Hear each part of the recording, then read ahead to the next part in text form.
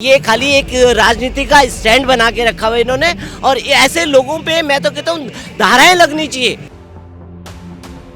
ये उकसाने का काम कर रहे हैं। अगर लगाम नहीं लगाते हैं ना, इनकी दुर्दशा बहुत ही खतरनाक हो जाएगी। जिसका जात का ही पता नहीं, उसे क्या ग्रंथ के बारे में पता होगा। उनके लिए बोलना इतना ही चाहूंगा कि वो इंसान भांग खा के बोलता है। आप रामचरितमानस पर टिप्पणी करते हैं, लोग भुला देते हैं। आप कहते हैं कि रामचरितमानस पर टिप्पणी की गई, उस पर बाद मुझे धमकियां दी गई कि मेरे जुबान काटने की बात आ गई। और जुबान काटने वालों को आप क्या कहेंगे? आतंकवादी कहेंगे, या उन्हें देशद्रोही कहेंगे, या महाशैतान कहेंगे? ये जो बयानबाजी की है, ये की है स्वामी प्रसाद मौर्य ने, लेकिन इस बार उनकी दोबारा से जुबान फिसली है। अब इस पर लोग क्या कहेंगे? जहाँ पर वो कहते हुए नजर आते हैं कि मैं अगर कच्छा उतार दूं तो आप मेरी एक एक हड्डी गिन सकते हैं। तो आप कैसे देखते हैं इसे? मैं तो बस 3 शब्दों में ही इस बात को आपको बखान कर देता हूं। मैं बंदर के हाथ में अदरक लग गया।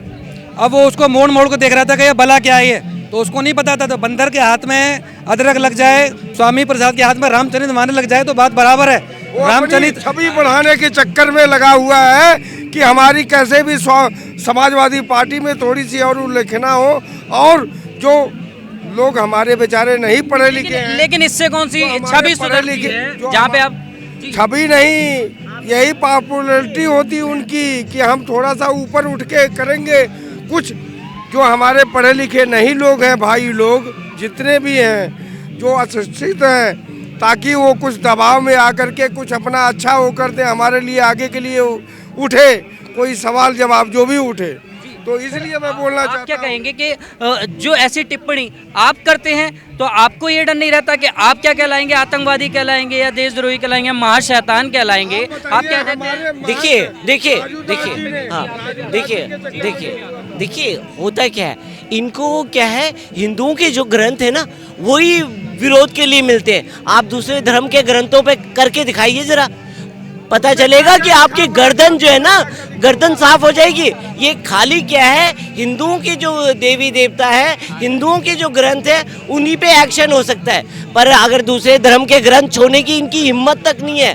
अगर पता है ना कि कल को आप मेरे घर पे आकर के मेरी गर्दन साफ कर देंगे, तो कहने का मतलब क्या है, ये खाली एक राजनीति का स्टैंड बना के रखा हुआ है इन्होंने, और ऐसे लोगों पे मैं तो कहता हूँ धाराएं लगनी चाहिए।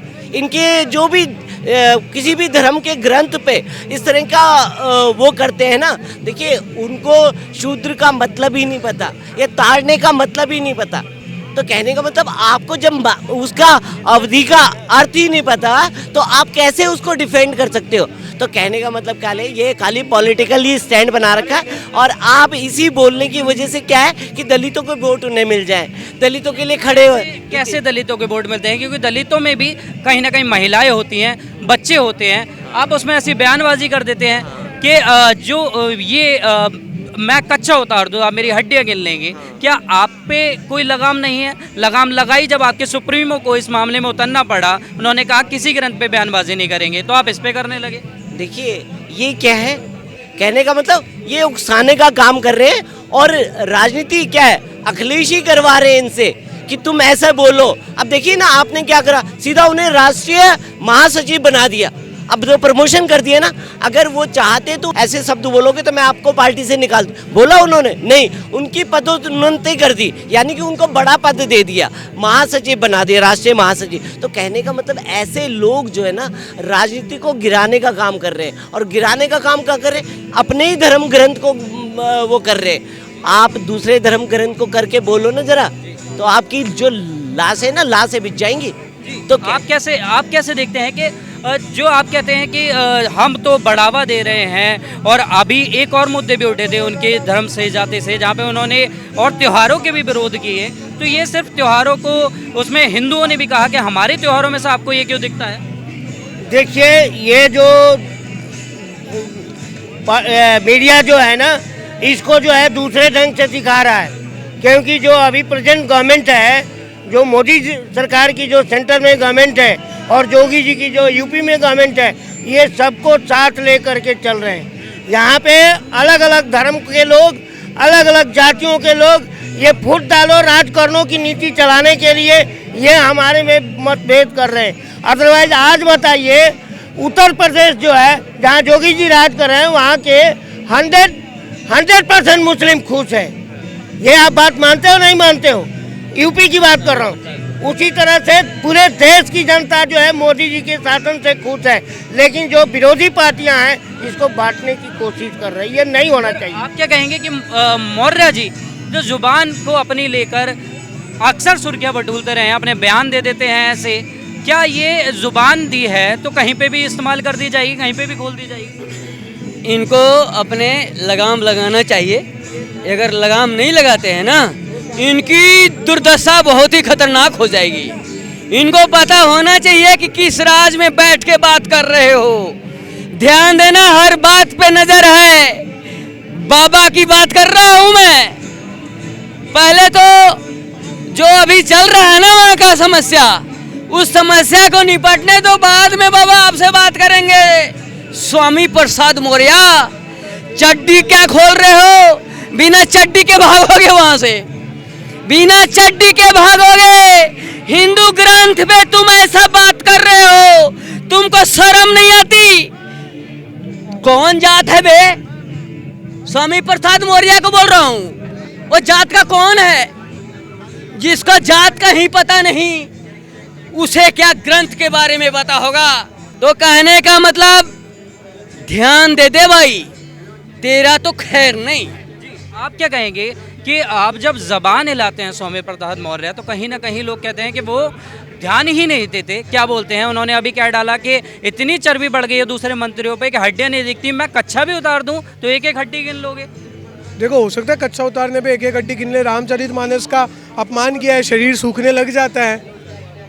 कई धर्मगुरुओं का नहीं, पूरे हिंदुओं की भावनाएं आहत की है उन्होंने। है तो वो भी हिंदू, मैं जाति की बात ही नहीं कर रहा, सभी हिंदुओं की भावनाएं आहत की है। तो देखो, दिल सबका दुखता है, हृदय से सबके चीख निकलती है। वो चीखें जब लगती है तो ऐसा ही होता है। हो सकता है नीचे से हड्डियाँ सूखने लग गई हो, मांस वास सूख गया हो तो अब हड्डियाँ दिखने लग गई है, कोई बड़ी बात नहीं है। और बात रही चर्बी की, तो मुझे लग रहा है चर्बी तो उनके दिमाग में चढ़ गई है। चर्बी उनके दिमाग में चढ़ गई है। कभी वो रामचरितमानस का अपमान करते हैं, योगी का अपमान करते हैं। परसों उन्होंने बोला कि मैं योगी जी के समर्थन में हूँ। उनका नेता अखिलेश यादव वहाँ की विधानसभा में मुद्दा उठा के बैठा है, बुलडोजर की कार्रवाई क्यों हो रही है। और इसी आदमी ने, इसके दिमाग में चर्बी चढ़ी नहीं है, उस दिन इसके दिमाग से चर्बी उतर गई। लेकिन अभी उन्होंने एक उसमें ये भी बात कही कि अभी जो धर्म विशेष थे और कहीं ना कहीं हिंदुओं पे उन्होंने निशाना साधा कि मैंने जब रामचरितमानस पे बात कही थी तो उन्होंने मेरी जवान काटने की बात कही। आप लोगों ने क्या कहेंगे? आतंकवादी कहेंगे, महाशैतान कहेंगे? उन्होंने ये पूछा है। लेकिन आप तो कहीं भी कुछ भी बोल देते हैं। फिर देखिए, ये हमारे साधुओं की, हमारे सभी पूजनियों को, हमारी जो संस्कृति है, हमारी जो परवरिश है, हमारा जो धर्म है, उसकी शालीनता है कि वो अभी तक शांत बैठे हैं। शैतान तो शायद वो है जो हमारे संतों के लिए ऐसा बोल रहे हैं, उनको अक्ल नहीं बची है। ये हमारी शालीनता है। और जिस दिन एक हकीकत है कि जब संत शालीनता छोड़ दे तब विनाश आता है। और एक कहावत ये भी है, विनाश काले विपरीत बुद्धि।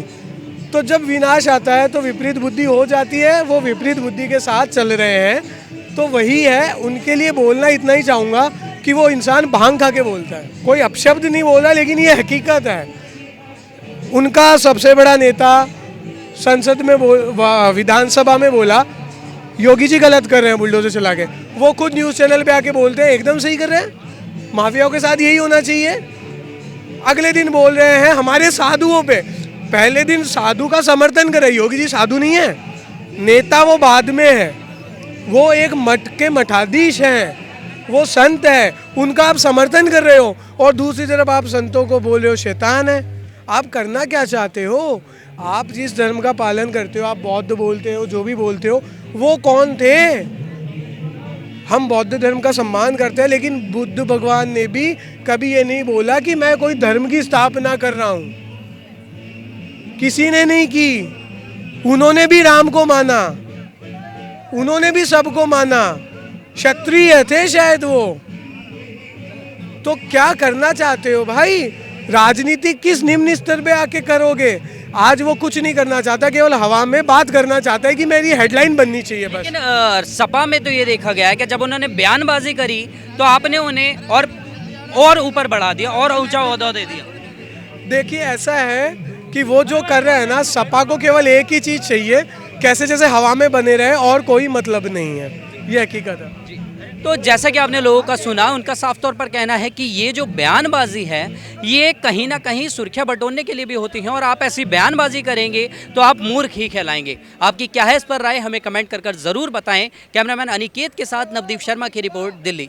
आप देख रहे हैं सौगंध टीवी, सौगंध वतन की।